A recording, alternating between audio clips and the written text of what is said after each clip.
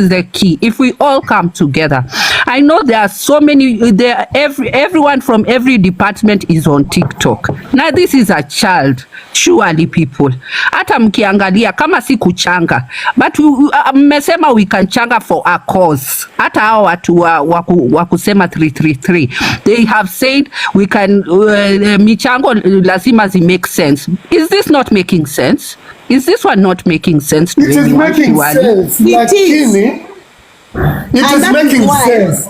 It is very wrong for people who don't agree with, I think a lot of TikTokers have been touched by this story. There are still a few, even when the postmortem was ilikuwa inasomwa, there were some people, hata ungeona kwa hiyo wall ya Don, they were still pro Winnie, walikuwa wanasema, thank God for Winnie, and that is.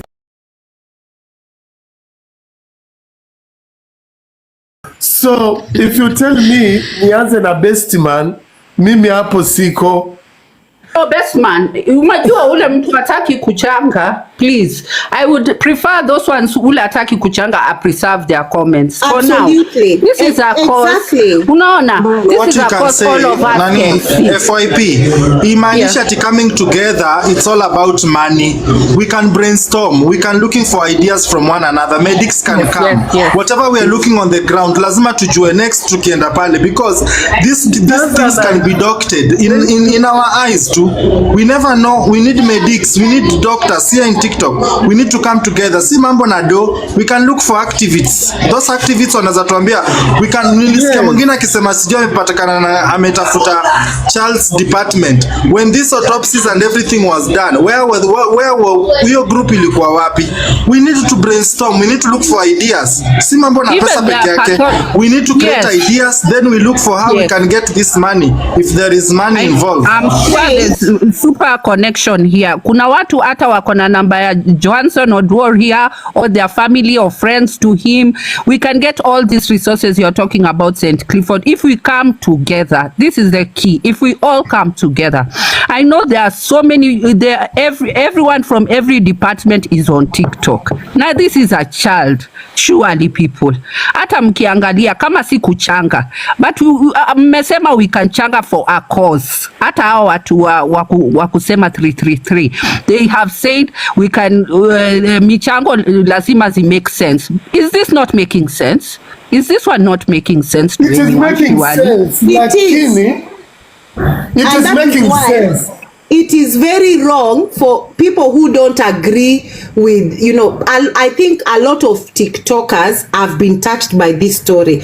There are still a few, even when the postmortem was ilikuwa inasomwa, there were some people, hata ungeona kwa hiyo wall ya Don, they were still pro Winnie, walikuwa wanasema, thank God for Winnie, and that is their opinion. But on this one, we say, we would like to know the truth. What really happened to the baby? Is this the actual baby that we were seeing on camera? How can this be achieved without funds? It's impossible.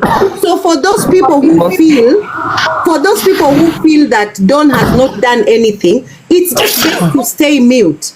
Doesn't matter how much ulichanga and you are not yapping about it. But for those who want to know the truth, money will have to be used kwa hii occasion, and still we still need legal people kusema, as TikTokers, can we just ask for DNA? What is the red tape surrounding that? Because I don't know if TikTokers wanaweza tu sema tunataka DNA na ifanywe. Unaona, there is a lot that has to go into this, but only kama watu wameungana. Saizi hatutaki kusikia story na ni nani alituma Don. I don't think that is relevant at this point. It's not. It's not. It's not. It was very relevant, Blessing. It was very relevant to me the time when they went and they came back at night, like trying to, walikuwa ni kama aggressive and asking us the same thing, like nyinyi ndo mlitutuma, si tulienda peke yetu. They were also we were confused at that point. Lakini right now with Dawn coming, showing us everything, you could see surely hata kama hiyo mambo ya kustop hiyo anyone who is ready to do a mchango for this cause. It is shameful. It is very shameful. Na ukiambia mtu shame on you, watu wanashika mori. Hapana, it is shameful for anybody to even accuse Don. Hata kama ile time ya kwanza walienda, at least walituonyesha huyu Winnie hakukuwa naishi kwa nyumba ya mabati. We saw her home. Tukajua she was not as badly off as she made us believe. So here at least we ticked one box. Another box, now we ascertained for sure that the child transitioned, which we wouldn't have known had they not gone. So watu mpaka wapatiwe flowers zao when they are alive. Yeah, and Blessing, another thing on that point, even for me, I was against Blessing, naulizaje, how is Winnie's lifestyle involved in this? Hiyo kuishi kwa nyumba sijui wapi. Can we try at least to be more? Because she has told TikTokers that she has sold everything in her house. So hiyo pia tumetik tukajua ni uongo. Aliambia watu wameuza kila kitu, but she lives very comfortably from the look of things. And even we ascertained the house that she used to come live on was not the same house she lives in.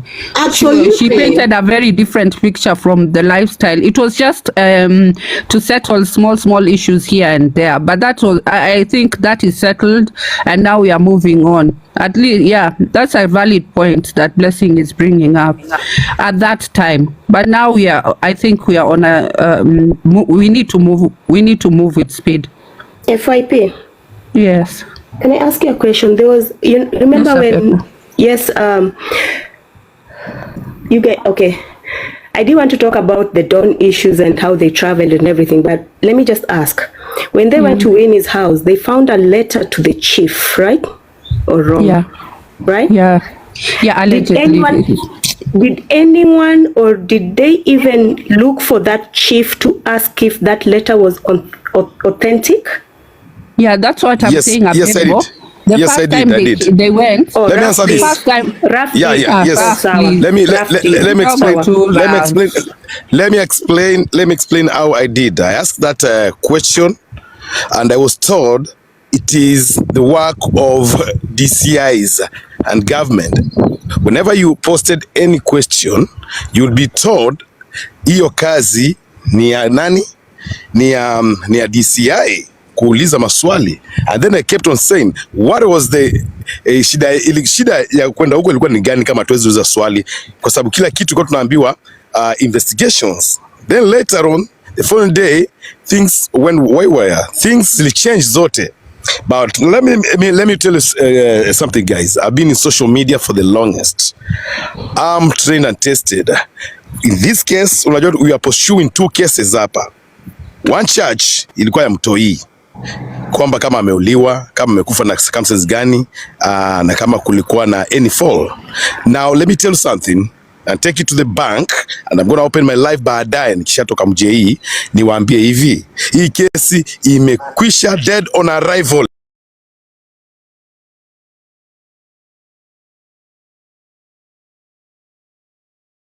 Nyingine ya mlidubliwa pesa nini. Winnie is very smart. The people who are working with Winnie is smart. The reason why I'm saying that, na kuna kakitu. The people who are working with Winnie and to hand in hand ni watu wanajiweza. Example ni moja. Pale kina Mwakiona Dawn walipoenda pale Njoro, they were already recorded statement, walikuwa washikwe. Walikuwa washafika mbele kwamba wamejifanya kama impersonators wa nini wa DCI. Unanipata? Kwa hivyo nikuponea waliponea. Today you could have seen clearly that Dawn. Kidogo. I don't interrupt you. I don't interrupt you when you talk, bro. Speak with the facts and don't wacha kufanya vile unafanya. I'm speaking with facts. Don't interrupt kama nitoke bwana. I'm telling you, I'm speaking my mind. I'm speaking my mind bwana. Usionge usipate No, it's my mind, it's my opinion. It's my opinion. Don't give us hearsays. This is my opinion. That's my opinion, bro. Cut me a slack.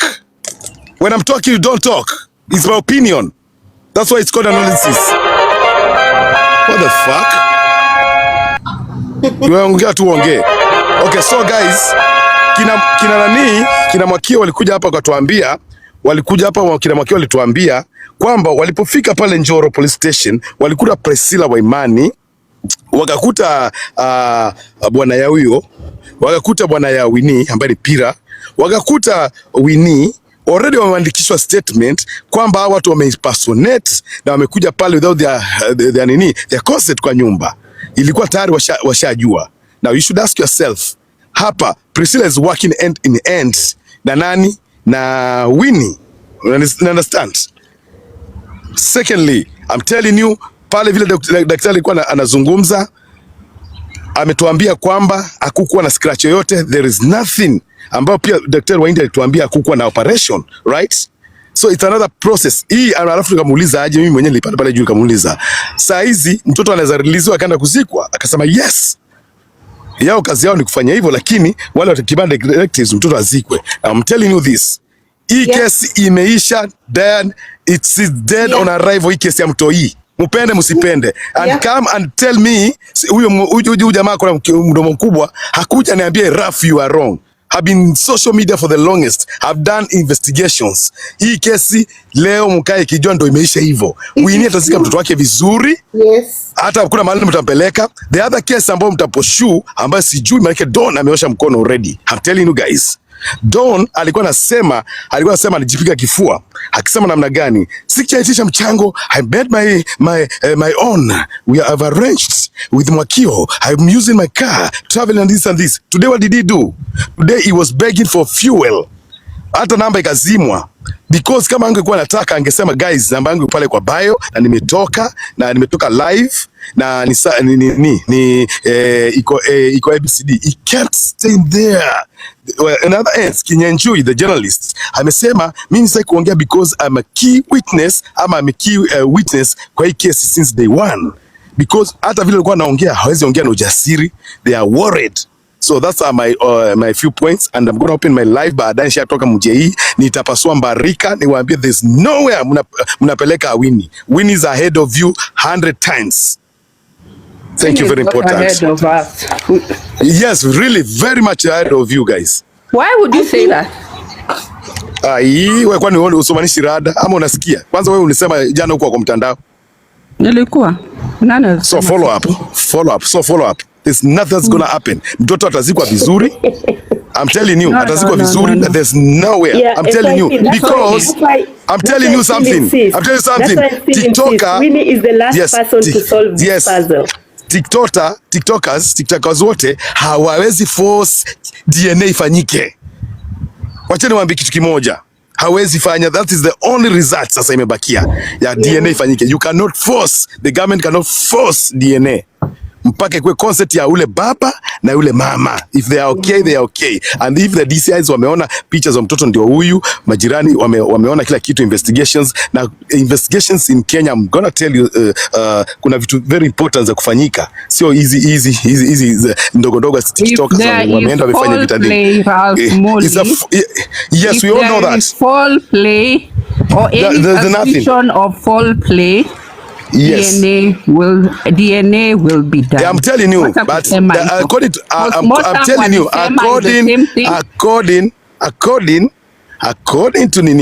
to the doctor's report, pathologist reports, that means umesikia kituambia sijui mtoto akwa na oxygen na kuna izaenda kuverify nini.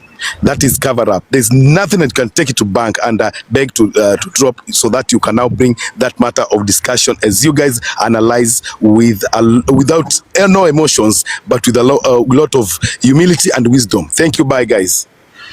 Okay, bye. Unajua guys, my interjection on Molly was I concur with what the statement alianza, that Winnie is surrounded by people. Yes, that is true. Winnie alifanya kila kitu, that is true, but where we are missing the point guys is whereby Don and Mwakio walienda pale writing their statement, because it seems ni kama vitu kwa ground waliona ziko zinaenda sawa. Kuangalia on their left or right hand wakaona nani anakuja? Winnie. I think there we did not get the point. At what point me I got ni kwamba when they reached that table walipata Winnie tayari amewastaki. Think Winnie akidanganya watu kwamba tiwa walisema ni DCI. I think I concur with that. I cannot support that because I think yet we are here telling people Winnie is bright. Wengine mimi I was like Winnie is being taken advantage.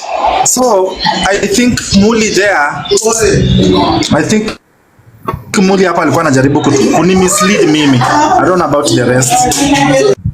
He's trying to mislead me too. Kusema she's bright. I don't understand this statement.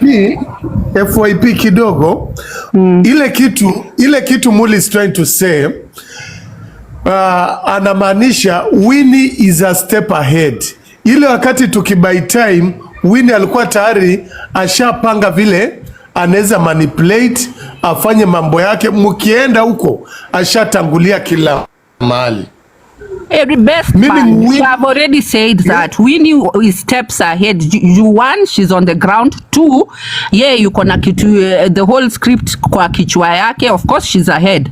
But to come, for Muli to come and say, yeah, ni mwerevu sana, like she's the most clever woman or person at outsmart anyone. Umejua naisema with such finality, that's why I can't agree with that.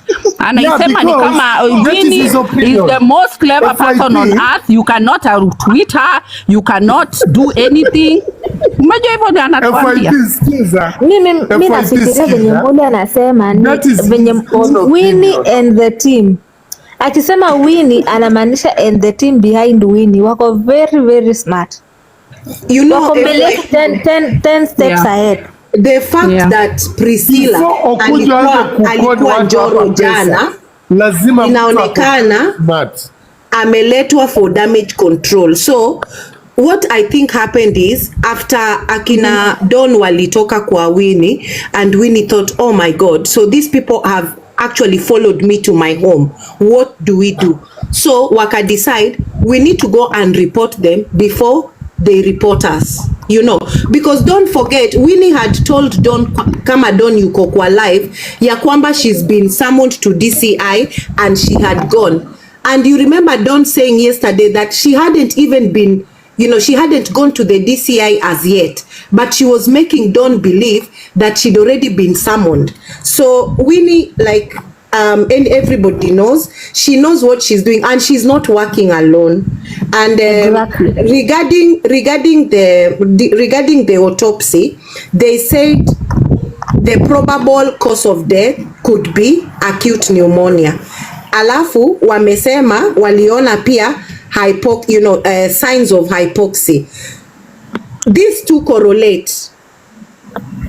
Acute pneumonia hypoxia, acute pneumonia inasababisha hypoxia because when the lungs are compromised, when you know you are breathless, you cannot breathe properly, maybe Blessing you got fluid in the lungs. Blessing is a doctor by profession. I'm not a doctor, but it means you won't have oxygen going into your organs. So chances are toxicology watasema, si tulisema hypoxia, si tulisema acute pneumonia, that was the cause of death. Alafu case iko closed. Maybe sasa tuanze kufuatilia pesa. Na pesa alishatoa, sasa tafuatilia pesa gani?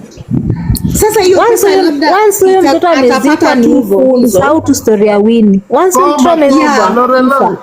So blessing. So Blessing, what you're saying is we cannot do a second. Oh, okay. This is a question. Do you think my thinking is there probable for a second postmortem and the DNA? Is that possible? You see, I don't know. FYP. How can we do a second whatever with such mindsets za watu? Absolutely. Instead of being together and looking for a solvent, we are here fighting and misleading one another. Yeah. Winnie's there busy sealing holes. Winnie's there out there busy sealing holes. Yeah. No, St. Clifford, that's my question right now. Like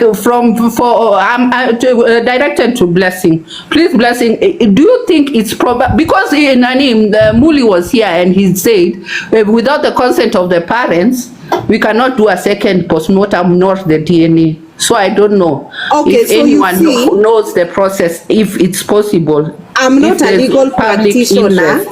I'm not a legal practitioner. Do it. But what comes to mind is this. Obviously, now the government and institutions, they all acknowledge the social media. So when Don approached these people and said, look, this lady is so and so, tulikuwa tunamchangia, alafu just before we could we saw some red flags, and then before we could get to the heart of the matter, a child alipoteza uhai. So I think they actually listened to Don from a point of a moral objective, but legally I don't think TikTokers wanaweza sema we want another thing alafu iende hivyo. I don't think so.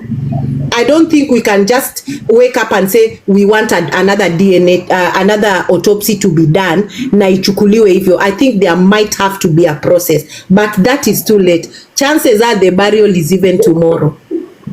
By the way, Winnie hata kana huyo mtoto.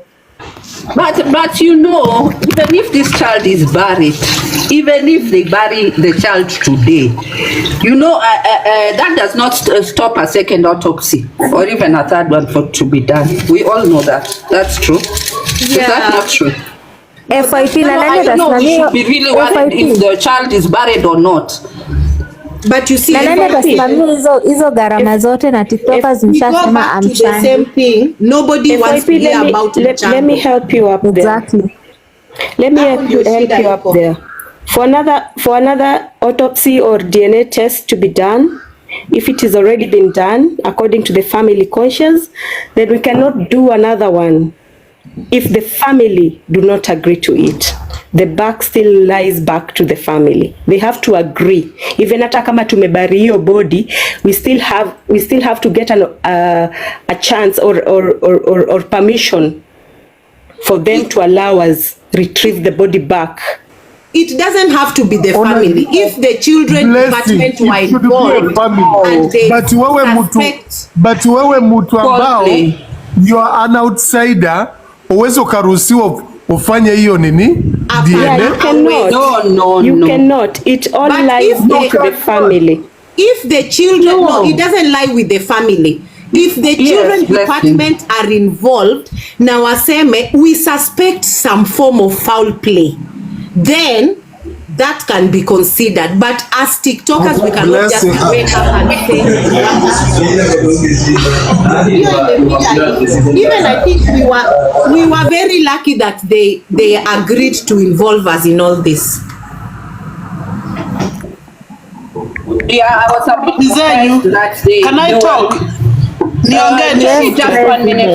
Jerry, just 1 minute. I was very shocked that we were involved today.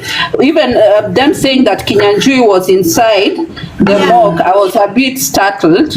Wondering who gave authority for them to be inside. I don't know if they talked to the CIDs or it was I don't know. They should come and tell us clear. I think Don aliongea na the big wigs of the law enforcement, and they came from a moral obligation and the fact that they realized that social media has power. And you know, Blessing, my last point before Jerry, I was on Don's live with Mwakio, and I told him we because I heard that the children's department was supposed to be involved. I think they would have taken it up and then the next step and then the next step. Now, as we speak, as we speak, have they been involved? Because if they've not been involved, then we as TikTokers, we don't have any case here. No, it's never too late, Abebo. I don't think it's too late. You guys, why are we saying like it's too late?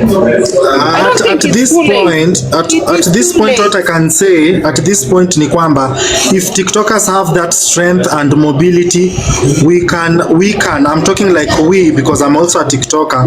Tunaweza zuia the burial process until we get a further illustration from them ama from anybody. But remember, it's a weekend. Kwanzia leo ama kesho, there is no office that is working. So Winnie has Saturday and Sunday. She can even bury the kid alone. Who knows? That woman is nimemuogopa hivyo. Then someone is asking down here who reported the case to the children court. Oh man, Diana. Lakini ile kitu yote 9-10. Okay, kwa heri ni wacheni nitoke. Ongeeni. No, Jerry wait. Tuchange pesa. Best man kidogo. Jerry amekaa hapa almost 30 minutes. Huyu akaangia hapa juu. Simpatie mic tusikie view yake. Okay, asante, habari zenyu. Okay, kitu nimecheka hapa. Bila iko Mori, sijui, you are not one of the smartest people here. Na hapa kumekuja wale watu wako miaka mingi kama sisi. Wazazi walikuwa wanapigwa wazae vijana. Na mimi najiuliza, ni vijana mama zetu walikuwa wanalala kwa mtaro kwa sababu wanaume wale wako hapa sijui. Mori, you are not a smart person. Na Mori, it does not matter where you are, respect other people. Hata Clifford ikiwa ako Kenya, mu respect.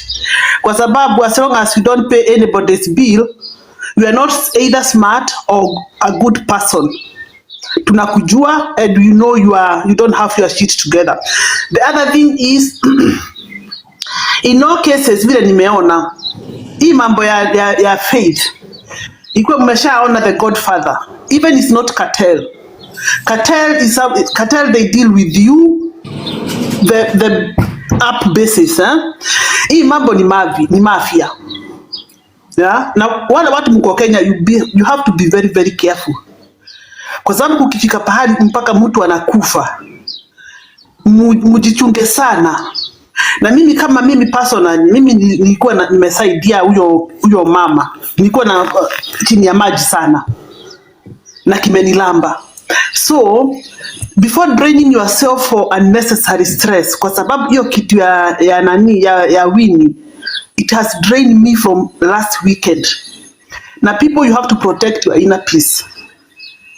Ask yourself, what benefit am I getting from this? Because if you are emotional person, hii TikTok itapeleka watu wazimu. Mimi nilikuwa naenda weekend yangu yote, I was free. I have a head free weekend last weekend.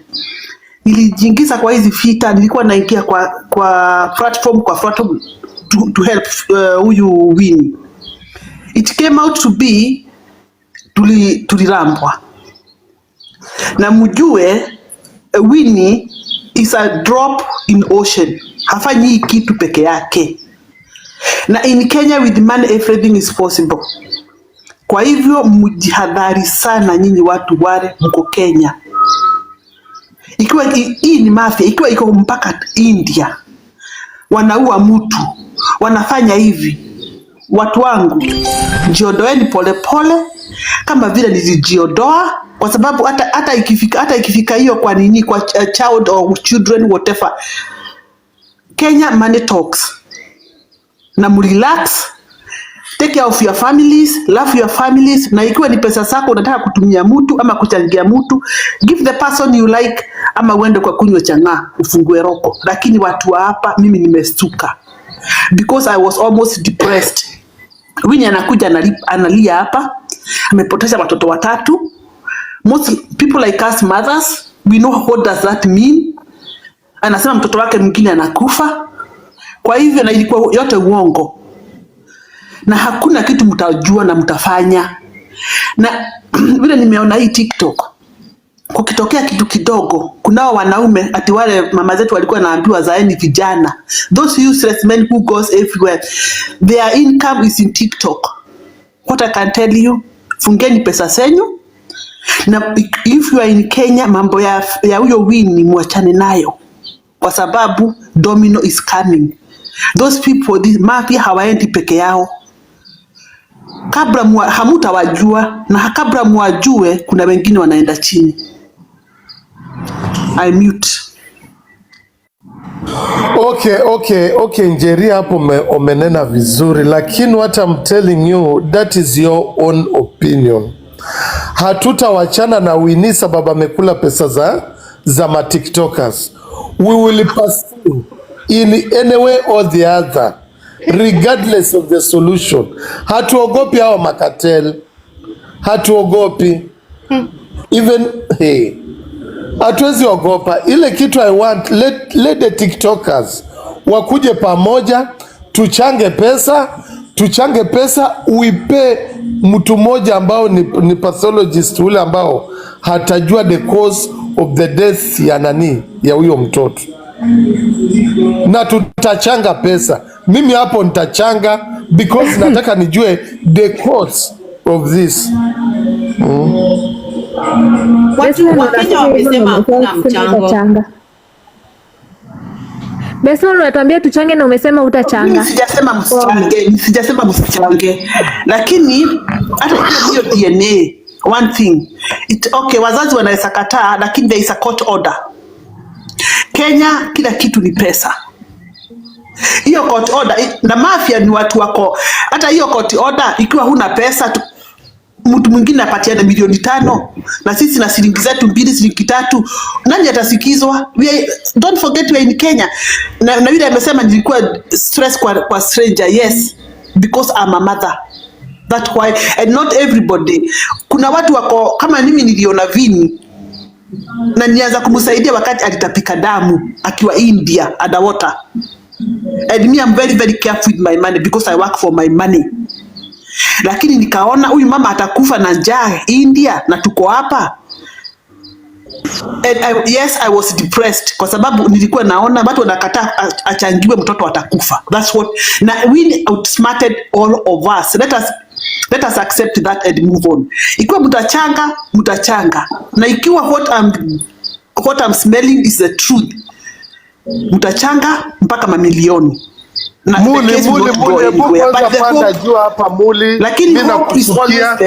Mimi nashukia muli ebu panda.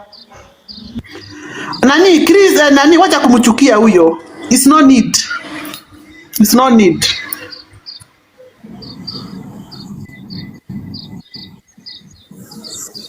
Si ndio hiyo, na watachanga na Kenyans they will watachanga hizo pesa na zile hawana. Na ikiwa ni mafia, mtatoa hizo shilingi zenu 10, huyo mkubwa wao ataenda atoe 100 million. Huna chance. Is fighting a losing game. Watu wa chill, wa enjoy, tuangalie vile itaenda. Kwa sababu ikiwa kesi imefika kuna mtu anauawa ama a child loses life because of money. Think outside a box. What else is remaining? Kwa sababu moyo to kill somebody because of money, na kwanza ni mtu kwanza mtoto. You know, watoto, children, they have this innocence. Wewe ujiulize wewe ni nani? I mute. Some of us are just hanging to hope. I think kama mimi ni just nasikia tu our hearts are not satisfied. Hiyo ndio shida. I don't know. Maybe. Okay guys, 1 minute, I just nilipanda hapa juu to clarify something, guys. I'm glad that the woman who was there by the name Jerry, I don't know her, what's her name again? Jerry Dong, right? She just confirmed that whatever was saying is right. She just said on her statement that Winnie ametushina na akili sisi wote. Was not that the same thing that I said? And according to her, when you have opinion, means that your mom did not give birth to a man. And actually, your opinion matters a lot. So I didn't see a point because way of arguing all the way of doing everything. She has extremely agreed that I was right. Did anybody notice that? And Yes. I beg to drop. Yes, Thank even you. Nay has said it on the Thank you, thank you. I beg to drop, guys. So you can now see who is who, right? Thank you. I beg to drop so that Nick Clifford Apand. Thank you very much for for clarifying that and for also always telling that you can talk, but you can be pointless. Thank you, very important. Muli, have you got anything new? Muli, you have a tendency of disrespecting people as if you know anything. You are on that platform and you didn't even ask valid question. Ibiro kai ni biro unakuja hapa kudimin watu. Why moderators mbona mnapandisha Muli kama nakuja kudisrespect watu hapa? So you feel so superior na kizungu yako hata yendi sentence moja bila Kiswahili ndani. Unakaa mtu wa birth certificate kama mimi. You were there, you didn't even ask valid questions. Umekuja hapa kunio venye mlikuwa mmeshikana na bacteria ambayo pale juu ni kama kuna kesho. Wamenyamaza hapo walikuwa wanakaa flower girls. Anakuja kudisrespect watu hapa. Lakini you know FYP as much as like you said we are hopeful, but between now and next week what can be done without money? Hiyo tu ndio swali yangu. Nothing, not even next week. Imagine I just realized today is Friday. Imagine Friday, I think Winnie is going to bury the child tomorrow. Yeah, nothing is going to happen. I think whatever was going to happen, maybe Don angesema chelewesheni hiyo autopsy kwanza, wacha tulete mtu wetu pia sisi, when they were listening to him. Now that they even think there is nothing kutokana na autopsy, who is going to listen to us? Na Don atakubali tena kutumia mafuta yake and akitaka hata apatiwe pesa ya petroli wanafunga line yake. Sijui kama sijui kama mnakumbuka kuna kijana alikuwa anaiba bogithi akaua kijana mwingine, kijana mmoja akakufia kwake. Do you remember the case? I think it's last year. Yes, it was known, it was a fact that huyo kijana aliuawa. Lakini pesa ilitembea, ni Kenya ni pesa. Kwa hivyo nyinyi na mimi sijasema ati nini, nimesema tu mujipatie peace na muanze, kwa sababu Kenya hiyo mambo vile nimeona mpaka watu wanaenda India, watu wanafiki barua mpaka za Kenyatta, watu wanaenda achana na hiyo mambo, kwa sababu even on deep of my heart vile na believe, I don't believe ati huyo mtoto alikuwa wa Winnie. Siamini, sijui, but it's just a feeling inside feeling, kwa sababu how can you, ikiwa kama sisi wa mama tuseme, ikiwa una miskari, ulikuwa na mimba, unagoja mtoto, una miskari, that thing affects you. Huyu Winnie alikuwa na huyu mtoto, amemlea, amemnyonyesha, anaona katoto kakitembea, kaanza kutana mama. Mtoto unasema anakufa, alafu then 2 minutes unakuja kwa TikTok. It's not possible. If your mother, this is something only a mother can feel it, can explain. It's not possible. Huyu mtoto si wa Winnie. It cannot be. Wezi. Na take yourself, ukiwa umesha miscarry, vile mtu anakuwa depressed. Huyu mtoto alikuwa 2 years, ni katoto kanatembea, ukikuja nyumbani kanakuita mama, mami, unajua mnacheka, alafu akufe, alafu 3 minutes unakuja TikTok. It's not normal, it's not adding up. Winnie na kwanza mimi watu hawakuli pesa zangu. Wewe ulikula pesa zangu na hata sijui nisemeje. Yaani werefu wangu uligonga mawe, wewe mwerefu basi. Kwa sababu it does not work like that. Na wale mtachanga mchange, me I'm out of it. I don't invest my emotion with nobody no more. Kwa sababu mimi hata siamini. It's impossible to believe. Mtu anaona ni kama movie, ni kama video yani. Ni kama sijui kama mnakumbuka hii story ya Makode, Simon Makode, 7 days. Now we are talking about burial. Saturday tulikuwa tunatalk about mtoto aende India. This is not normal. It does not work like in ile kesi ya Simon Makode. 7 days. It's not normal. The video.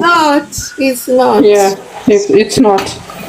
It's not. That's a sad part. It's not normal. That's the sad part, and feeling helpless, like what to do. When we are trying to find a solution. Kuniambia nitachangia. Nilisema nitamchangia, and everybody could have done it, kwa sababu unaona mtoto anakufa. And don't use the truth I said to attack me. Guys, can you guys remember? Sorry, Chabi, just give me a minute. Can you remember when Njeri Ndogo, did you see the video ile Winnie alileta akiwa kwa gari akionyeshana mtoto? You know that man who was seated at the back, alikuwa amebeba mtoto, alikana kama mtoto mchanga sana kwa chest yake. I don't think you can carry a 2-year-old like that. 2-year-old ni mtoto mkubwa. But mtu alikuwa amefunga mtoto mdogo sana. That's why they are saying the baby is 1 year old. Now they are saying the baby is 1 year, I don't know how many months. Yawa. 8 months. So the contention was, is this that baby that we have been told about? Some people are saying, well, Alisema, the baby is 4 years. That's what I heard. Some people are saying what the age she gave us was not the age that is being represented now, but the doctor said the autopsy was done on a baby, which the baby is 1 year and some months. Chabi, take the mic. okay, hi everybody. Hi. Like me, I just wanted to say, no one is being forced to help Don, but if you really want to get mpaka mwisho hii kitu, you need to come up and help this guy. You know, umse amejitolea. He's not even asking for much. You can even see, unadhani penye huko ni kwao. This guy went there willingly, you know. He has nothing to like gain from this. He just wants to get that support. Unajua this thing, he's fighting alone, and Winnie has a big team behind him. Most of you guys don't even know this. Winnie had 2 pay bills. Unajua hivyo? She had 2 pay bills. Exactly, and one was being used elsewhere could get those contributions. There are people in the diaspora who sent even millions than what you guys know, right? So we need 2 babies. Nani Chabi, this is an analysis platform where we talk with the evidence. Where you 2 babies umegundulia wa 2 babies mageke indo ya. 2 babies. 2 babies like they were twins or I don't understand. Pay bill. Number ya mchango. You understand? And if how can one child have 2 pay bills? Because even the Safaricom cannot allow that. But are you forgetting we were dealing with Winnie, our nani CEO? You can register with as many names as you want, as long as you have the right channels. If you have the right team behind you, you can even open Paybill. Let me tell you about Paybill kidogo. Paybill inachukuanga pesa hata milioni 10. And if you go ukienda kuregister like ukitaka hiyo mchanga una register na ninio na doctor from letter from the doctor. So and the name of the child, maybe if there is birth certificate, something like that. You don't even need to. You don't even need a letter. Before nishuke, mimi sijasema watu wachichange. Wale wanataka kuchanga wachange, wale hawataki hawataki. Kama mimi sasa nimekuwa timu sichangi hata nini. Lakini Jerry, let me tell you today, you are always wewe unakuanga tu anti anything that TikTok usijai sikia ukisupport any support on TikTok. Trust me, I swear. You're always fighting.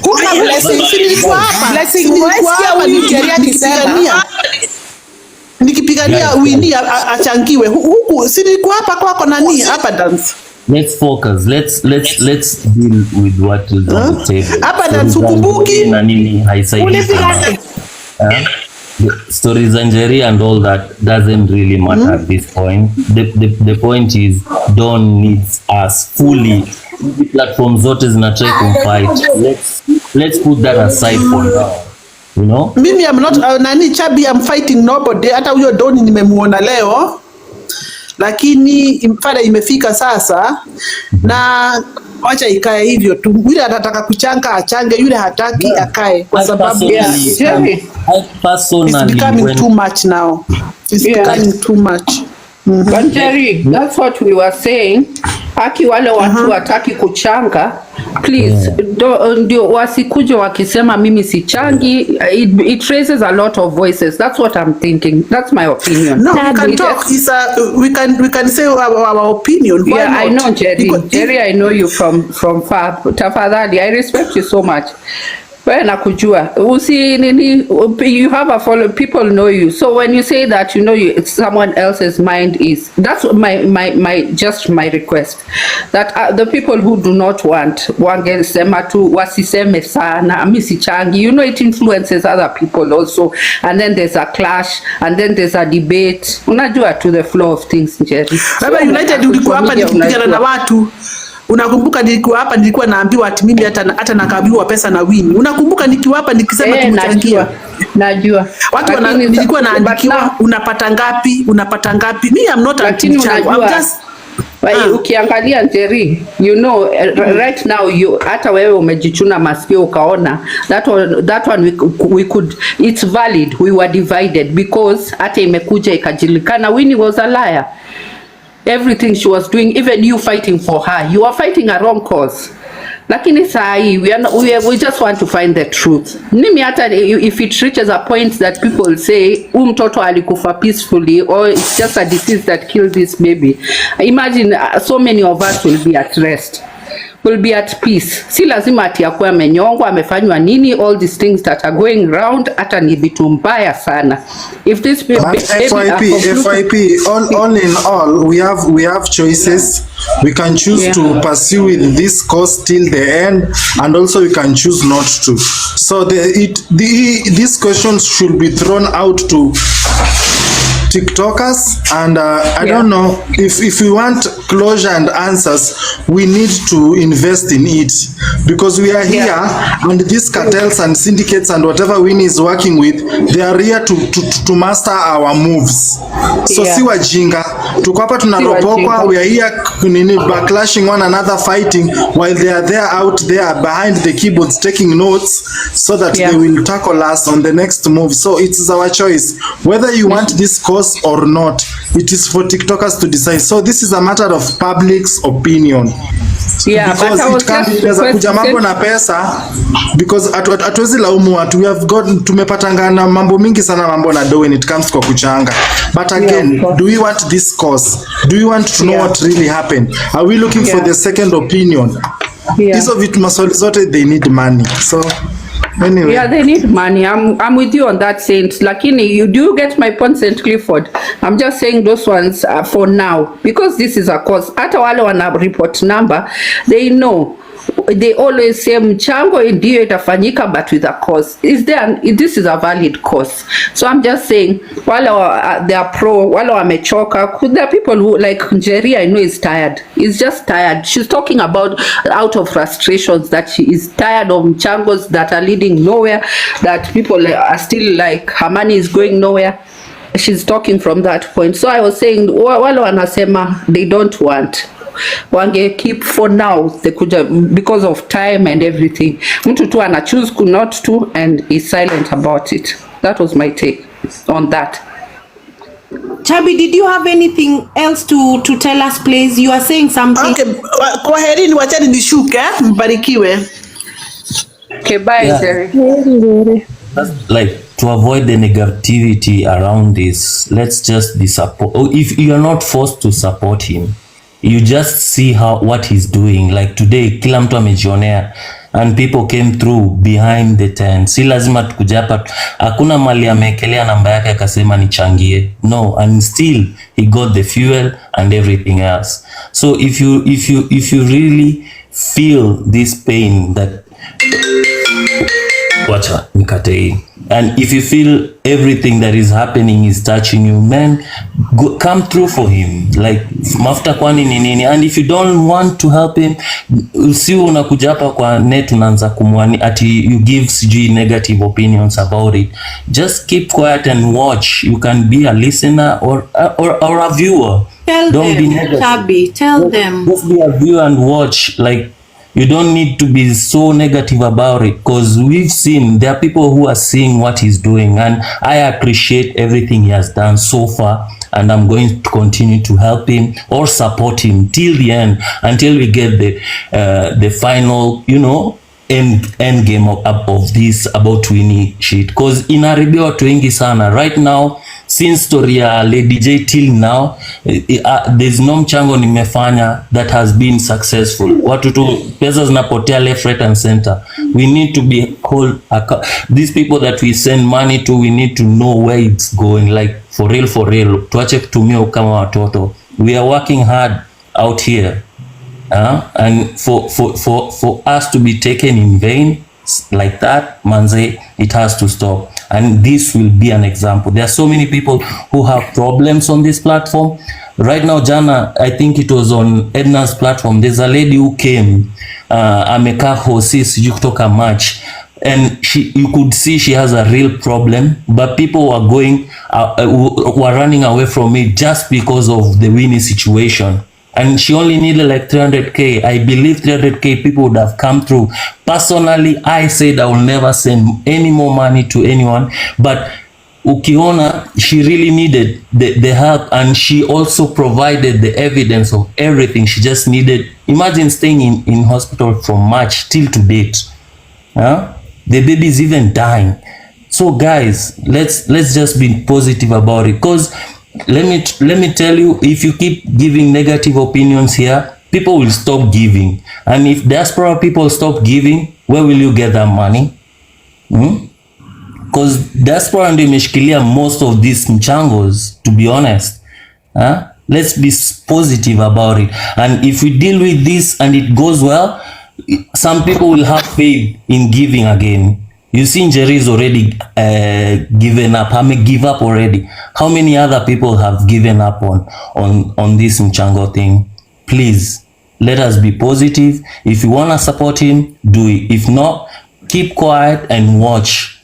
Just listen. Is it negative? Whatever, can wait. This is not the time. There are people who are really affected by this. There are people who are really in tune from the beginning till now. We were feeling the pain of Winnie from the word go. And now to know all this was drama, ilikuwa video, ilikuwa drama. I mean, guys. John hakuna mali amekuja akasema nataka mchango. It is people who saw that everything. Do you think to be in a new environment? Joro Don is not even a Kikuyu, or that is a Kikuyu area or a Kalenjin area. He doesn't know anyone there. You have to eat, you have to have fuel, you have to do this and that movement. Unajua kudili na makarao. Has anyone ever gone to a police station? Unaweza shinda huko the whole day. Wanaga haraka na wewe. Man, let's be open. Let's be open-minded and let's reason as one. And now pia wana block namba yake ati asichangiwa. I mean, JB and Pesh. Grow up. You are big people. You are mothers. You have families. Be reasonable. This is a course that hakuna mtu alimwekelea, mwenye aliamua. And he has not come here to say anataka mchango. It's people who want to help him. Let us support him. And that's all I'm asking. Asanteni. Thank you. Thank you so much, Chabi. Thank you so much for your insight. You've really made some good points. Guys, can you just try to imagine if Don and Mwakio never went to Njoro, what would we be debating now regarding Winnie? Si bado tungekuwa tunasema maybe mtoto bado yuko, maybe he, maybe ile. So whatever the case, we still have to give him his flowers. He's done a good job, and especially today, for him hata aliambia, the doctor had refused that he couldn't speak to TikTokers, and akawaambia, and I think we all heard him akiwaambia that the TikTokers are threatening to kuandamana if you don't talk to them. So the guy did a good job. He did a good job. Hiyo tu ni ukweli. Alifanya job poa sana. Yeah, that's In true. all in Me, I'm all, with you on blessing, that. all in all, Chabi, blessing, Chabi, all in all, those are good sentiments mmepeana.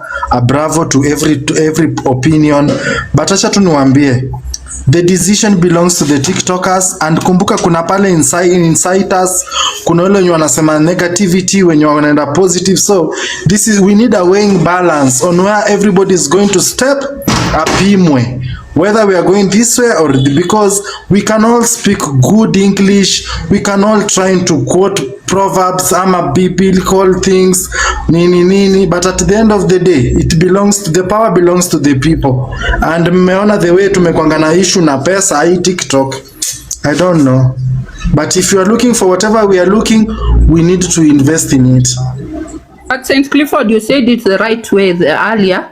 You are saying we don't even need the finances, only we can come together, their thoughts. Kuna watu professionals here, people with contacts. All this is needed, sindio? Kabisa. If we come together, great things Can I say happen. something? Say something. I really support hii mambo na mchango ili mpate justice. It is mchango for justice. But again, it is a plus to us analyzers, because after this we will be analyzing accountability and Don the king the don, Kong the Kong, king the con the don.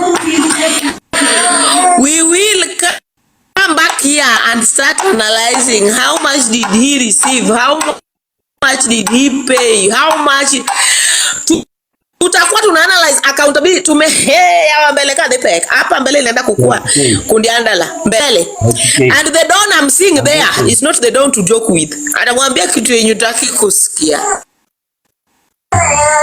I'm just saying like for instance today YTK, hapa mbele inaenda kukua mzito ni sawa, we have no problem with that, but for now, like, do you know the leo amepewa ya mafuta, like, you don't even know imetoka from where, you know, and we the ones who are sending, we are not complaining about that. We don't even need the accountability, because he brings the proof to us every time. I come the carry hafichi wala it's okay, but don't fight us manze. Wacha isiku ati sasa tunafanya a good cause.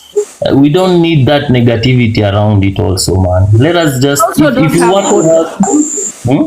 Let me tell you something. Also don't have another option. Blessing.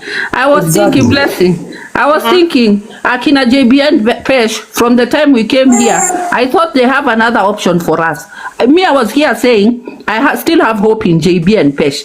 Thinking there was something that is going on. That they will, by today, they will bring another postmortem. I don't know, some miracle sorts of. Me too. Sasa hatuna hata mtu mwingine on the ground. At least if someone told us. Nilifikiria.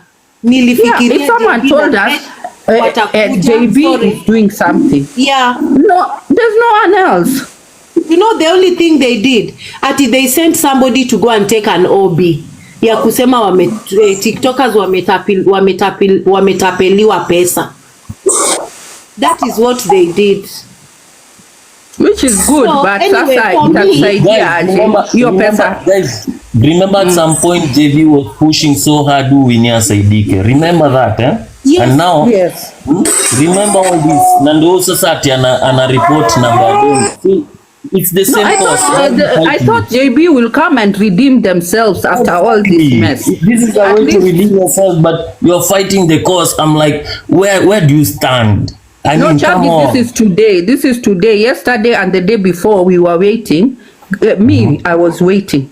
I thought they were doing something. The way wale walifika, I just thought it was a competition. That's my thought. I thought kuna wale wakina Don waliharikisha kwenda because they wanted to beat akina JB's team, because I had expectations that they are doing something at least to redeem what has been broken by them leading other people. Lakini hakuna. From up to now, me, I have not seen alive them telling us that they have found this, they have sent this, the postmortem was today, no one was there. So why are they it's like they're upset.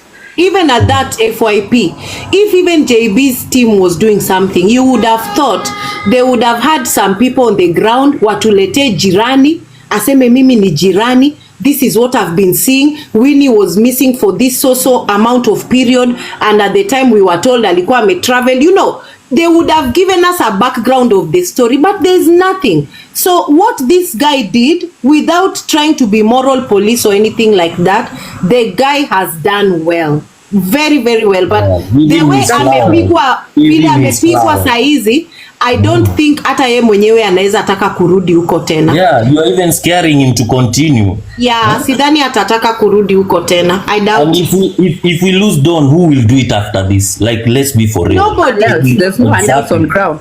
And no that's one. why I even asked Abundance, nikamuza Abundance, being that this team YTK walichangia Winnie, wewe mbona tunangoja tu wale watu wako huko? Why don't you send some people from your own platform? And she said, I haven't got the resources and I don't do that. I wouldn't be able to manage that. She said it very nicely. So somebody who agreed to do it, it is so sad, really really sad that tunapata negativity. Even today peke, anybody who agrees with JB and Pesh kufunga namba ya Don, that is not a human being.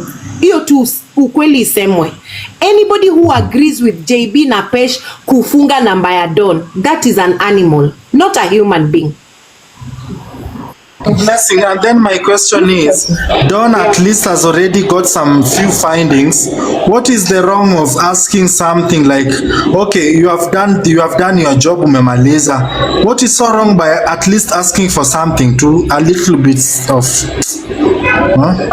Sinaitwa the token. That thing, it's called a token. Asking for a token is not bad. Yes, Yeah, a token of appreciation for his time. Kumbuka hiyo pande nyingine anapigwa, alafu huku penye ana expect at least some love or some support, ile tu you know, ile moral tu, ndio bado mnakuja tena mnamchamba like, mnamchamba. Imagine na mtu akiongea anaitwa ni mtu mbaya, mtu anaanza kupata emojis za love. Pole sana, pole sana. All this you need energy, and if your energy is down, man, you'll start thinking negative as well.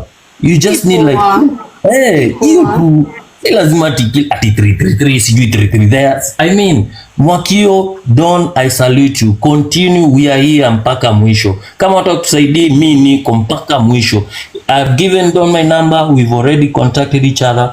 I'll keep supporting. I have like 10 of my friends who are ready to help. Tulitumia huo Winnie before money, and yeah, imepotea. We okay with that, but we just want the truth. For now, we just want the truth. And even like FYP, look at even when the questions were, the doctor was open to questions. Which TikToker made any sense of their questions? Until Diana alipanda juu, akauliza sensible questions. Bado unapata mtu kwa comment section anabash huyo mwanamke. Manze, yani mpaka mnauliza. We need to stop even if you don't like Diana, kuna vitu vingine that don't make sense at that time. Just be reasonable, guys. Like saa zingine tu hata wewe mwenyewe you just grow up. Unajiambia tu let me grow up for 5 minutes. Kuna vitu zingine. Kuna watu tu wanakuwa chini always. And if Diana was not there, we would not. Kuna kitu ya maana tungejua. Because even I'm sure the doctor must have been thinking these TikTokers, unajua the way TikTokers Don alitu present pale, ilikuwa ni sisi ni watu wa maana sana, lakini Lady J question ya kwanza nothing, huyo mtu wa pili nothing. It's when Diana went up, she made some sense, at least tukapata kidogo sense. Hata doctor akaona, hata kama ameenda Google. Nyinyi mbona muendi Google? Mbona muendi Google mupande huko muulize hizo maswali? Me, I don't like it. But when Blessing. What I will differ with you, Blessing. If you are giving people flowers, even them they ask whatever they could have asked. kwa sababu hata wewe ulikuwa hapo, ungeenda ulize hata mimi nini. So let's all this, if we want to join hands together, this is not the time to bash everything. Unanielewa? Tukae tu, if it is unity, let's start unity today. Whatever was being asked, no, even Diana asked those, kuliko tu vile maybe alitafuta, maybe amesomea, maybe amegoogle, those who asked, hiyo ndo swali ilikuja kwa kichwa. Let's not create whatever we are creating now. I'm not bashing them. What I'm trying to say is, even after Diana did what she did, there are still some people who don't like what she said. Kuna mtu tu apendi Diana, they were still bashing her. That's what I was trying to say. I've come to notice, Blessing, me, I love you, you are my friend here, we normally joke around, but nimekuja ku notice this 2 or 3 days. You always Diana this, Diana this, Diana this, and this is a platform for her. Please, no. You make people, unafanya wengine wana feel vibaya and yet they are contributing. Please, punguza tu hapo kidogo. We have Clock USA, he's a doctor, I don't know if she's a doctor or what. She's asking very good questions, yet she was not around, maybe she was busy, ama he or she was busy. She's asking good medical questions. Why can't we focus here? Diana this, Diana that. Unataka kuwa kama Facebook alitukula kichwa. But she did well, kusema ukweli. Hiyo we can't take it away from her. And I also applaud the doctor who came on this platform. Pia she was very sober-minded. There was a medical doctor who came here after Diana dropped. I think it was Mems. Yeah, I think so. She was very good. Alituambia vitu mingi pia yeye. When people were saying that the guy who came here was not a what is it called, a pathologist? Yeah, and she explained it nicely also. So yeah, different people have different things to say, maybe the way they say it, but we give people their flowers when it's due. Yeah, so that's it. Me, I'm grateful for the platform. Let me just leave. Thank you so much. Tress, I don't know what she is, but she definitely is in the medical field. She seemed to know what she was talking about. Who? She made a lot of sense. That lady Mems. Yeah, of course she did. She knows a lot. And she's in Kenya, so I think she's in the medical field. Yeah, I think so too. Yeah, and the point she made that the medical doctor, the pathologist would not have come on camera and claimed or even agreed to an interview was very valid at that time when people were still trying to find out if he was real or not. He cannot come on camera and claim to be one and he's not. Hey, wewe. I think si aliongea na bosses wake ndio wakamkubalisha ongea na TikTokers. Yeah, but at that time other platforms or other places were saying that he's just a medical practitioner. He's just an MD, he's just a doctor. He's not a pathologist. There was something like that going on at that time. Is it possible for a doctor to perform an autopsy? Actually, it's Diana who came up with that theory, if you were here, if you remember, if anyone else remembers. But let's not dwell on that. I think we should not dwell on that. Yeah, I think the doctor is coming live at 8 p.m. Yeah, that's what he agreed to. But do you think he will? I think he will. I don't think he has anything to hide from his part. Maybe from my take is that with this government pathologist, everything is done in a hurry.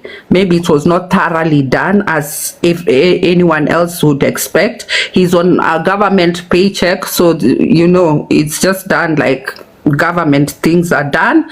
So he might not be as thorough as we would like, as we would like, yes. So I don't think, even as it was going on, I did not think there was anything to hide per se, but I don't think it was thoroughly done to satisfaction.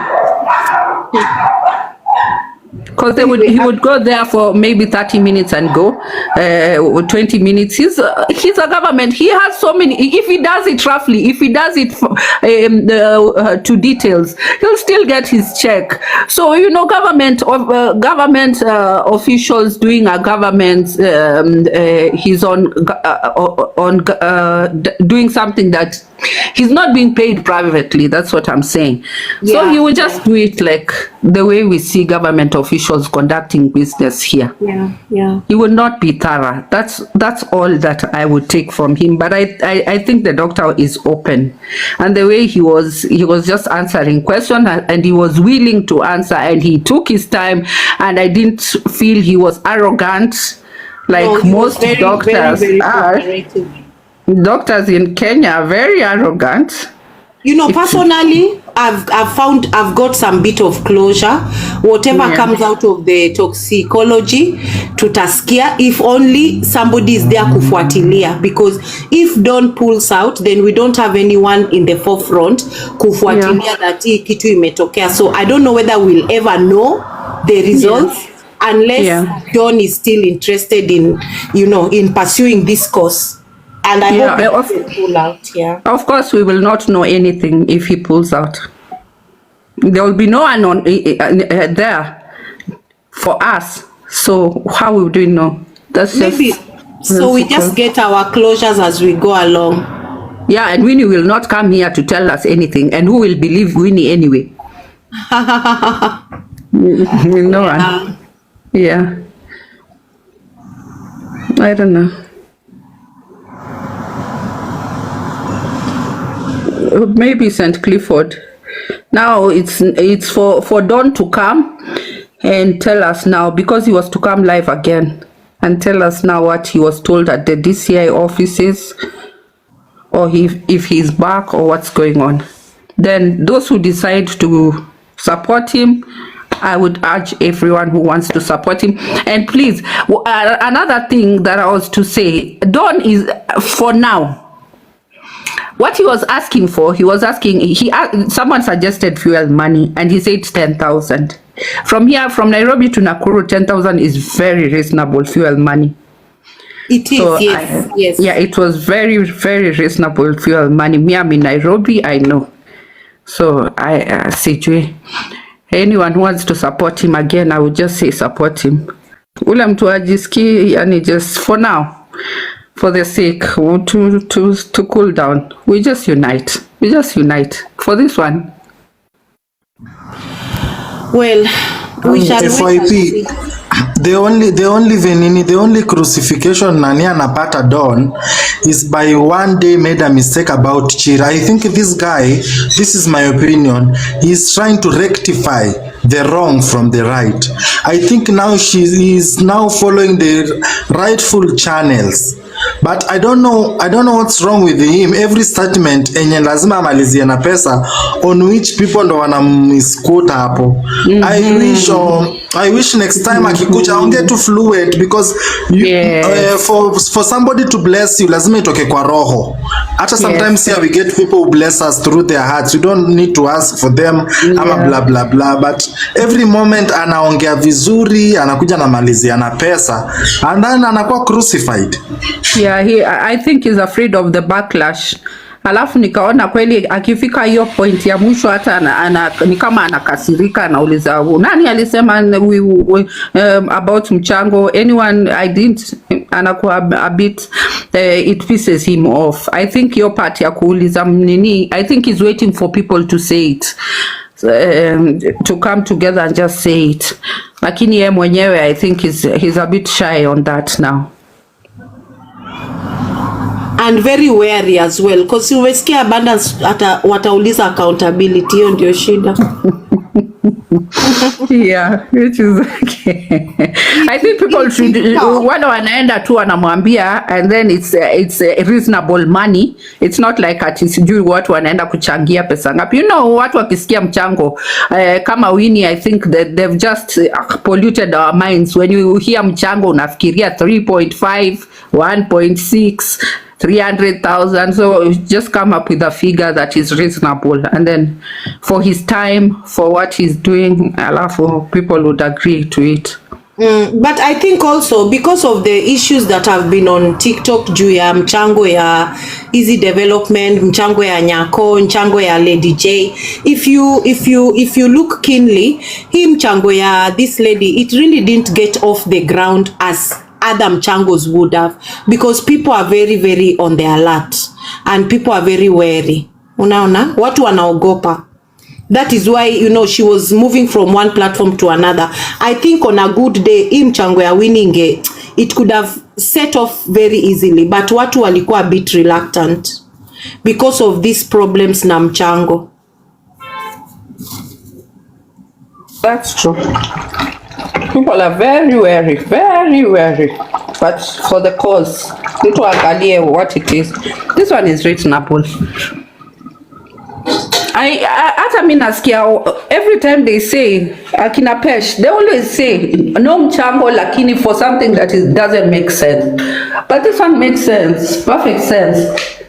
I don't know why we are fighting it.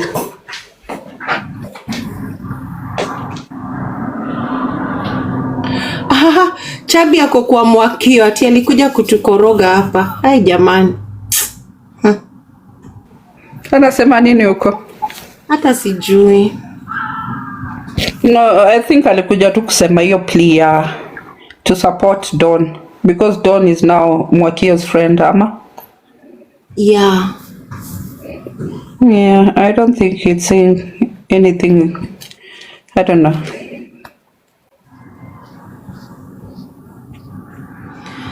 Anyway, all said and done. No, those are the stupid. You see, those are the stupid steps they always make. And inaweza fanya mtu aseme, ai mimi huku kwangu hapana mimi. Kwa sababu gani? I'm being told right now here there is this person mwenye amenikaza. Unacharazwa na Mwakio, unacharazwa na Mwakio kidogo kidogo, Chabia amepanda to convince us. Kidogo kidogo amerudi huko penye nacharazwa. Unaona? And I think ukitembea kwa platform zote, this is the only platform yenye inaongea hata kuhusu hiyo mchango ya kupatia Don pesa. Unaona? And the last time we checked there was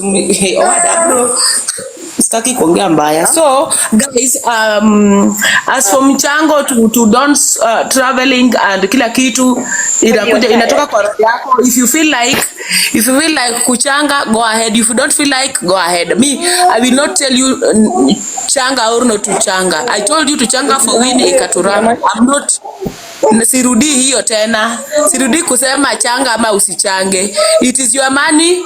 Wewe ndio unaamua whether to changa or not. You can even as well decide to send money to me nikule. Namba yangu iko kwa bio. Mimi nitakwambia asante kubwa sana. Unaona? Yes. Sasa hapo mimi ukiniona hivi niko na njaa venye Mwakio amesema hivyo. Pia mimi nahitaji hiyo pesa kuliko nani? Kuliko hata huyo Don. Afadhali yako na gari hiyo goro banjo. Mimi sina hata the way from my mlango to the gate ni naro mahali pa mguu. So guys, if you feel like sending if you feel like sending money to nani, I cannot tell you to stop. If you feel like even sending to me, namba yangu iko kwa bio. Ninaenda mpaka WhatsApp. Ati Don alishapewa 10k. Hiyo ni kidogo for people like Don. Don unajua is a big name, big voice, big body, big everything. Big, yeah. So, yeah. Alafu sijui mtu amenikujia hapa ati mmemblock amefanya nini? Maybe mumpatie lunch. Wakati mnamkumbuka kwa lunch pia mimi nikumbuke hapa kwa lunch pia mimi na analyze hapa. Simesema mmesikia Mwakio akipiga kelele niko na njaa mimi wewe ni nini umefanyia Mwakio hata hujaongelea Mwakio? You've not even been analyzing yawa. I don't know what that woman wants from me. I don't know. I don't understand. Mimi siwezi hata sema nini huyo mama msana anataka kwangu. Naona. Nashnora, umetoka kusema nini huko naambiwa ni kublock? Unakuanga na kielele sana huwa na kutoa block list kila siku. Umewahi blockiwa hapa mara 10. Na kutoa block list juu unaletanga udaku hapa. Umetoka kusema nini unaambiwa ni kublock? Mchape block ya mgongo. Kama Edna alimtusi, unajua mimi nilikuwa makosa yangu. Hii ni platform. In fact, as we were analyzing nani Mwakio we were analyzing, Don decided to request to explain himself. So kwa kuhivyo kujiexplain ndio tukasikia Mwakio amemnyang'anya simu, Mwakio ndiye anaongea kwa simu. So, yes, sasa tunamsikia kwa background huko. And I can even I can even bring the recordings because ninio ile happen hapa kwa platform yangu. I can test the recordings nile. Alicia nikaonya thing.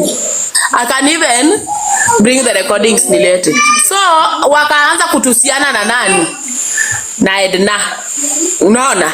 So wakatusiana, yeye alichukua hiyo mic na akaanza kutusia Edna, wakaanza kutusiana. Mimi nikajaribu kupiga kengele likata. Wakaendelea. Mimi nikamwambia, mimi nikachukua mic, nikanyang'anya, nikamute Edna, nikachukua mic, nikamwambia my friend, why all this? As we didn't even alijua alikuwa anasema ni kama tumeita Don hapa. Nikasema we didn't even call Don requested and Don came up to explain himself. But now that simu iko kwa mkono yako, if you feel you are not comfortable with the question we are asking, go down. Akasema sawa, mimi naenda chini. Nikamwambia it's okay, enda chini. Hivyo ndio vile alienda chini. Where did I go wrong? Ama Mwakia anatamani tu kunicharaza for no good reason. Mwakia anakuwa pushed na some teams that are confused, sijui wapi. Kwani Mwakia ananicharaza? Kwa nini? Nimemkosea nini? It was not even her phone. Alidandia simu ya mtu akiwa live. Kwa nini anicharaze? Usimuexplainie. Kwani kucharaza inakuwa manga kwa mwili ya mtu? And that is why I'm telling you guys, anytime Mwakio ananicharaza msikuje kuniambia. That is what she does for a living on TikTok. Me, I analyze what is trending on TikTok. I just sit down nianze kukula matawi nikiongelea watu vibaya. Me, I analyze what is happening. Unaona? Mimi nakunywa busa yangu and I analyze what is trending. Nimechoka na wewe. Kwa nini ashinde jana yote ayanga? Kanairo, wewe unanitafutia nini? Blessing, this is not about you and Kanairo. Nyinyi mlishamalizana. Ona. Amenianza tena. Wachana Kanairo kuchini, ngoja apande juu mpambane.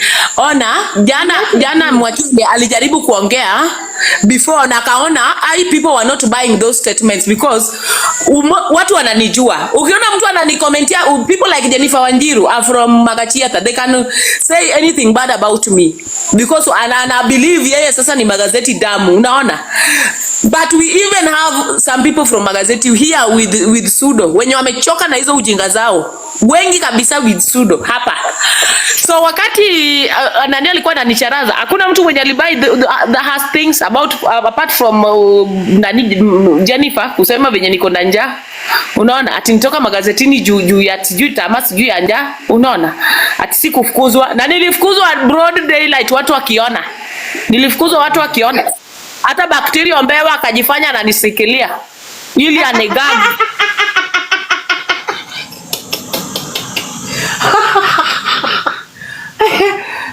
Mimi sitaki kucheka, please. Nijaribu, people were interested kwa what happened. So watu hawakushughulika na yeye wakati alikuwa anafanya hizo vitu zote. So after kusavio chai sasa kaanza, niko na chai ya bananas, nataka kucharaza bananas. Alizifanya zote usiku yote. I decided not to respond. Naongea venye watu wangu wanashindanga hapa na 6 coins na njaa na nini. Afadhali ana parade watu wake, weka huyo big screen, mpetieni 1k.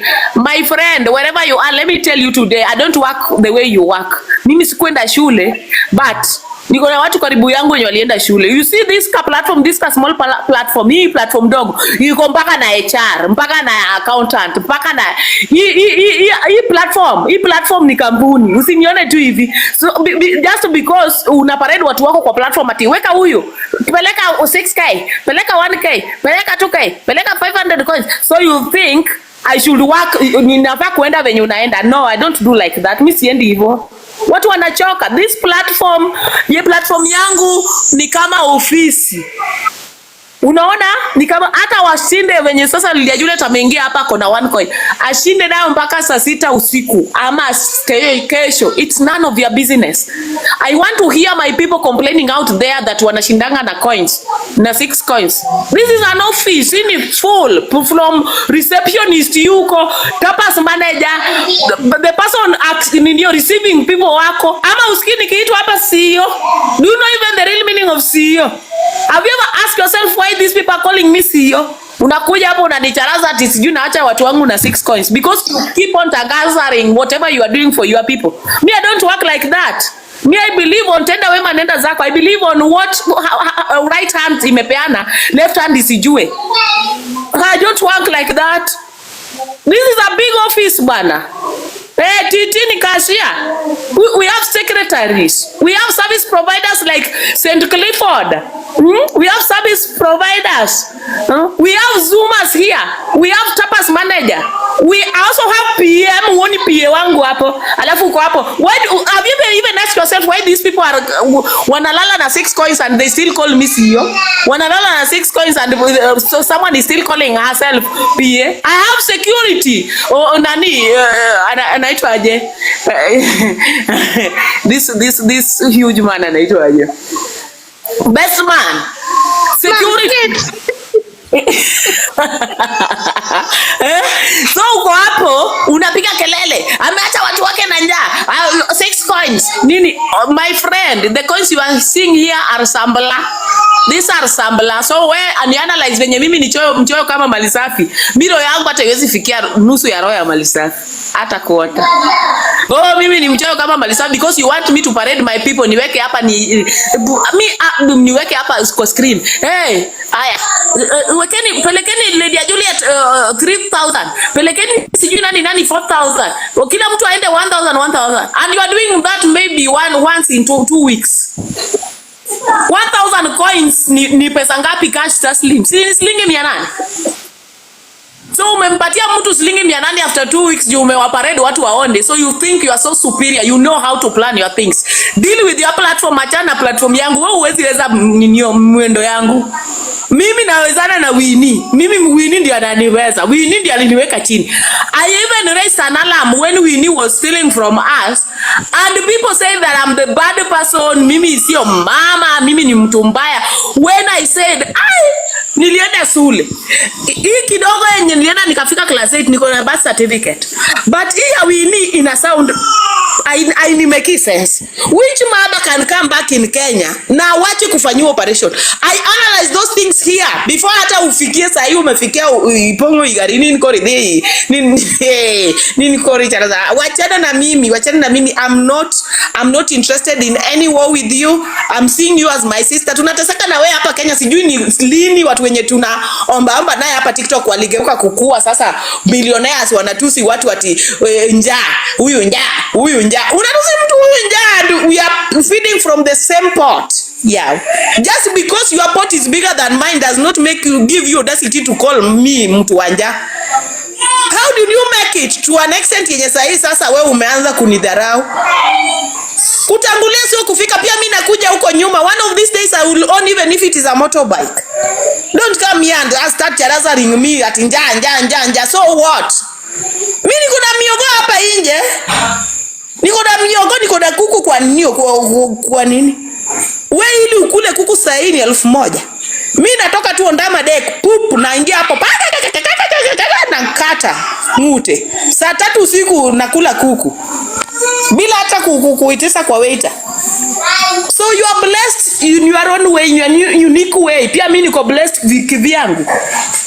Kinyagelo na wika nisiki ya pile ni unanidharau kila saa unanicharaza mimi sikujibu, unanidharau na kila saa unanicharaza unasukuma unicharaze without any offense. Mimi nimekukosea nini? Mimi nimekosea huyo msichana nini? Did I send you to nini to kia njoro kia kurikuri? Did I? Chabi wewe pia acha kunipima kile hapa nitakupiga block ya mwaka. Unakuja hapa, unatoka hapa unapata nikicharaza huko you are still entertaining them. Alafu unakuja hapa, the violence will never stop. Hata mchango hatutachanga kwenda huko, enda changa huko. Kuja hapa nikukulishe block ya mwaka. Nimekusamehea, sioni sababu juu umecheka tu. Mimi sina issue na Mwakia. I don't know why Mwakia is charazaring me. I don't know. Sijui ni kwa nini Mwakia ananicharaza. I don't know. Tulikuwa tunaongea na nani? Na Don the King the Don Kong the King Kong. King Kong. Don the King. Ndio tulikuwa nayo hapa. Unaona? So kama amechukua simu ya Don akaanza kuono vitu zenye tulikuwa tunaongelea, as we didn't ingekuwa Mwakia hata singepandisha juu, because hizi vitu hazitaki watu wenye wako na birth certificate kama mimi. Unaona yule daktari ulikuwa unaona akiongea Kiswahili. Si ndio maana hata sikuenda huko kuninio ku request kwa sababu hakuwa anaongea Kiswahili. Pale ilikuwa inataka wasomi. Even Don himself couldn't anaambiwa nini aliambiwa? Suffocate, anasema hey, nyaza unaona kerecho. Not all watu wote wenye wanajua Kizungu ni wasomi. Sio watu wote wenye wanajua Kizungu ni madaktari. Did you not see bacteria mbeo at the corner? Asking the same question that has been asked thrice. Anaambiwa, do you have anything to say? Na walipandishwa hapo, wakati wanapandishwa Dona anasema ati watu wakubwa wako. Toka rengo. Ni guys, nataka nipandishe watu. Nilete maji nikunywe. Ngoma nikanyo, miaupi ya modi. Ne apenji. So, Nani, Mwakio, wherever you are, I've been really trying to avoid you as my sister. I promise myself never to fight Kenyans when you tunateseka nayo hapa Kenya. We are feeding from the same pot. Ni gifts tu, na hizi handouts kidogo kidogo. Nikutane na Clock USA, nitumie shilingi 100. Nikutane nani? We are feeding from this. Hata kama you made it in life, ukajenga nayo vitu zako. But that is, ni venye ulinitangulia mbio. Hata mikono zitoshani. That one does not give you audacity ya kunitusi maskini. Unless you went to some school, you have some degrees and you are waking up to an office. But if you are, we are still here saying tap guys, tap and bringing stories ajaba to giftiwe, please leave me alone. Kimbia mbio yako kwa leni yako, nikimbie kwa leni yangu. We are parallel lines, tusikutane. Let me fight wars zenye zinaniletea. Ona tangu nianze kukuongelea hata maua moja. Si? Na pia ukiniongelea hakuna maua, ama unaona masimba. Try talking about these people when you are Mayu, you will see simba zikinguruma. Why do we have to fight ourselves? Na these people, nipatane na Diana Ross nijikuje kwa mguu yake, anitumie kamia. Nipatane na Blessing, anitumie kamia. Nipatane na Njeri, sijui sina anitumie kamia. Wewe uko hapo, umekwama kwa singo yangu. These people does not even want us to talk about ourselves. Watu wanataka tuongelea watu wenye wanapigana naye huko Mayu. Can't you just understand that? Mabeko konon malongo tuonge. Let's not fight ourselves. I told Paulina this and I'm telling you this today. Wacha tuupiganie vita ya hao watu. Nisikie mtu ametusi Okaro, niende huko head on, Okaro anifuate na Simba.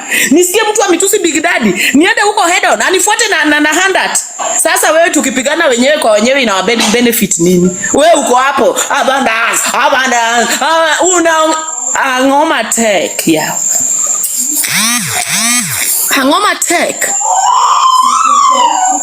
Let's not fight each other, my sister. Let me analyze venye naielewa. Do your analysis venye unaielewa.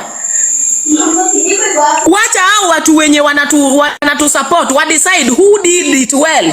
Stop coming for my analysis. And you are doing the same thing I'm doing. Why do uko ofisi yako chapa kazi, mimi niko ofisi yangu nichape kazi. Why do we have to fight? Why? Mwakio, why? Why, my sister? Don't let anyone push you. Kwa sababu you see, tulikuwa na Winnie Kenya. The first person to reach where Winnie was a Kenyan. Saa hii hata upate shida. The first person mwenye atakufikia ni sisi tu wa Kenya hapa. Hata kama sio mimi, ni Paulina, kama sio Paulina, watu wako Mayu, they will only fund us. They will only send money. Ebu fika, but the first person kufika ni mimi ama wewe. When you drive all the way from ni wacho ni Lamu, kose Mombasa, alisema si Mombasa. Lamu. Ukuje mpaka hapo useme nimefika kwa scene, Abanas is dead and guys tufanye hivi. Na sasa tukianza kupigana wenyewe kwa wenyewe, watu watatuona wajinga. Hey, these people will see us stupid. Wataona watu sena namna gani? Let's fight big wars. I want to see you fighting for Meru Priti. Akuja ngurumishe Malayo napo. I want to see you fighting for. See me, nione nikifightia Ebony. Hey, nione nikifightia Blessing, nikifightia Diana Rose, nikifightia Meru Priti, nikifightia Ana Yeko. Tufightia watu wenye wako nje. Nikunywe maji kiasi. Okay. Wacha nikunywe maji kiasi. Mtu wako hapa kwa guest. Sasa uji ndio iko, maji hakuna. Mtu wako hapa kwa guest. Ebony ni retired kisha nisimfightie, but Ebony is a very good guy. Ebony ni sana mzuri. Someone go and tell Mwakio sina shida na yeye, sitaki vita na yeye. I'm not in any way. I know walipigana kwa platform yangu. I didn't even comment mpaka Diana Rosa akaniuliza, "Why are you silent? Mbona umenyamaza, umetuachia platform?" I didn't comment because I didn't want it to be seen as if nimechukua side. Because ninge comment, ningeongea ningechukua side kwa sababu nilikuwa naona account ilikuwa ya Don. Unaona? So I didn't even want to comment. Why do you have to charaza me? Why can't you just charaza this person mwenye mlikuwa mnatusiana nayo? Me, I don't entertain matusi in my platform, but in this case I nilikuwa na kurespect, hata siku kudrop. Ningekuwa mtu mbaya because ulitupata kama tuna analyze sisi wenyewe kwa wenyewe, ningekudrop because it was not about you. You decided to